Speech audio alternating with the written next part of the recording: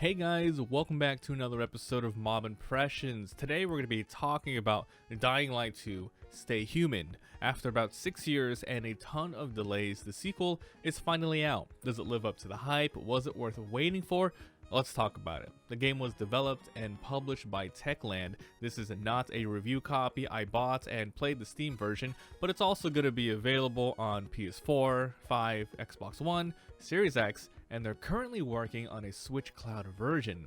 This is also not early access. It's a full AAA game priced at $59.99 US. It was released on February 4th, 2022. If I had to tag Dying Light 2 with some genres to sum it up, I'd say it's a open world, post-apocalyptic, zombie survival horror with a lot of action RPG elements. Though this is the sequel, the story has a completely new protagonist in a new setting. You play as Aiden. You are a pilgrim who has traveled thousands of miles in order to find your sister Mia. You're soon entangled within the problems, politics, and dangers of a isolated city. Oh, and you're infected, so you have to deal with that looming threat as well. Alright. If you're interested in any of the footage for today's episode, there's links in the description to my Let's Play channel and Twitch channel where we live stream it all. I would love to see you guys there. You're going to be spending the majority of your time in Dying Light 2 exploring the city, fighting the many dangers inhabiting it, leveling skills, managing your equipment, and doing a lot of the side and main quests. Let's start with exploring the city. After a pretty lengthy tutorial teaching you parkour and fighting basics, the map opens up and you're free to explore at will with some restrictions, of course. The map is really easy to read, and because you're always going from floor level to roof level, the depth of the map detail is very well done. You can easily make out buildings, pathways, and markers. They give you binoculars so you can start creating markers on the map. These are generally loot locations, safe spots, merchants, and stuff like that. The city is very dense and there's a lot of things to discover. Rooftops have vegetation for resource gathering. Most buildings have a couple of rooms or more for treasures to find, and most areas have a set difficulty so you can always tell if you're exploring just a little bit outside of your current comfort zone. Movement and parkour feels very good here. If you've played the first game, then you'll feel right at home here, running and jumping from rooftops, climbing all sorts of structures, monkey barring away, rope swinging, and even zip lining. There's a lot of freedom for getting around. So how's combat though? You have health and stamina. You can fight using your fists and other various weapons, maces, throwing daggers, bows, and arrows. As you level up, you get new skills, and you soon become very versatile with how you can approach combat. Be as sneaky as you want or go guns blazing. It's all very efficient. Enemies primarily consist of zombies and other humans. Zombies are slow in the day, but extremely deadly at night. You got your basic walkers who stumble around everywhere, and there's a whole slew of new infection variants that cause all sorts of mayhem. Kinda think Left 4 Dead types, and you pretty much got it. All the human enemies are interesting enough, different types of weapons and armor depending on their factions, sometimes strong solos or groups at a time. They're not as easy to deal with at first, but you can outsmart them using tools and the environments. Leveling up provides skill points. You get combat experience and parkour experience.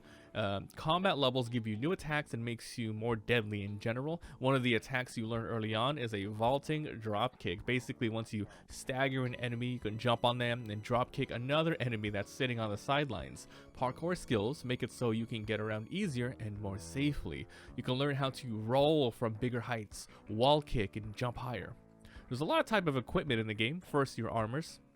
And they have a lot of defense stats, and depending on their rarities and class affinities, new skills along with it. Most class equipment are tied to, things like rangers, healers, and tanks. They give you buffs such as better range damage, passive healing, improved looting. They can all be mixed and matched together.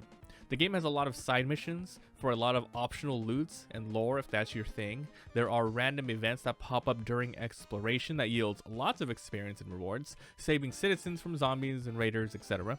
The main missions are done pretty well in my opinion. They did a good job of making the story take you to lots of new places and deploy skills you've slowly been learning and practicing. Alright, moving over to the graphics and design. The game looks amazing. As mentioned before, I'm playing the Steam version, but I had to lower a lot of the settings because I am running a one PC stream setup. With that being said, it was running pretty smooth the whole time.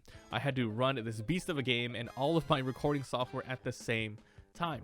There's also a lot of options for graphics customizations, not to mention a lot of accessibility features for those who need it.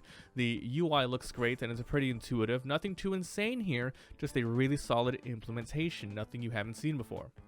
The sounds and music, though, are amazing. There are some sound effects that could have used a rework, like the radar sound when looting, but the screams and guttural noises of all the zombies just add so much more tension to the game.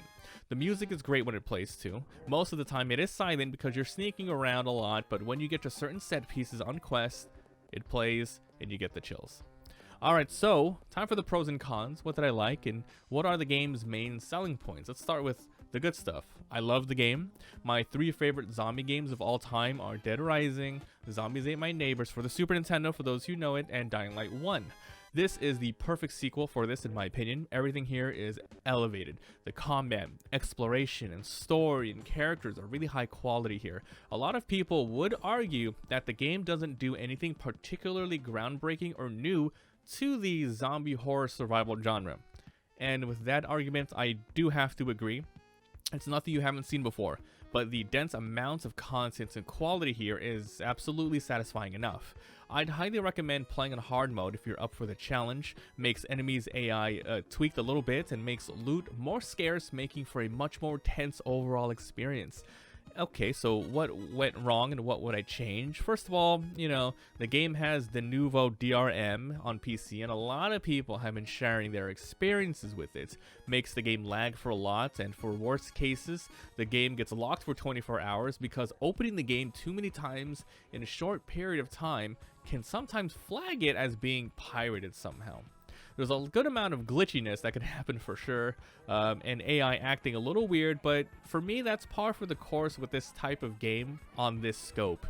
In my experience so far, it's not happening often enough to break anything. Actually makes things unpredictable and pretty amusing at times. Okay, time for my final thoughts and verdict. Dying Light 2 Stay Human is a perfect sequel for those who absolutely loved the first game like myself. It's basically just more of what you love. Great combat, excellent parkour, good game loop, constant progression, and a solid story with good voice acting. It's been 6 years since the first, and this one has been delayed quite a bit. I, for one, am very glad they took their time with this release. It's not for everyone, but if you're into the survival horror open world genre, then this is one of the best out there for sure. I'm giving Dying Light 2 a 100% recommendation. Alright, gonna end this one here. If you guys enjoyed, leave a like, it helps a lot. If you haven't already, subscribe for daily videos.